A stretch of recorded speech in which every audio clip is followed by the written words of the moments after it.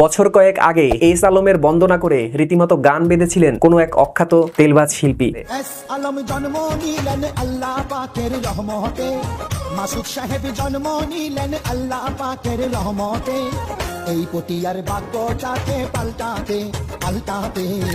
কি সুন্দর লাইন। পটিয়ার মানুষের ভাগ্য কতখানি পাল্টেছে সেটা বলতে পারবো না, তবে সারা বাংলাদেশের মানুষের ভাগ্য যে কতখানি লুটপাট হয়েছে তার টাকার হিসেবে গেলে ক্যালকুলেটরও রীতিমতো হিমশিম খেয়ে যাবে। ক্ষমতার মসনদে বসা দেশদরদী সাবেক প্রধানমন্ত্রীর ছত্রছায়া থেকে হাজার হাজার কোটি টাকা বিদেশে পাচার করে আঙুল ফুলে বটগাছ হয়েছিল এস আলম গ্রুপের এমডি মোহাম্মদ সাইফুল আলম মাসুদ ওরফে এস আলম। দেশের 7টি ব্যাংকের উপর কর্তৃত্ব স্থাপন করে লুট করেছে হাজার হাজার কোটি টাকা, যা দিয়ে অনায়াসে কয়েকটা পদ্মা সেতু করা যেত এদেশে। ফার্স্ট সিকিউরিটি ইসলামী ব্যাংক থেকে 8,472 কোটি টাকা, সোশ্যাল ইসলামী ব্যাংক থেকে 4,243 কোটি টাকা, ইউনিয়ন ব্যাংক থেকে 2,850 কোটি টাকা, গ্লোবাল ইসলামী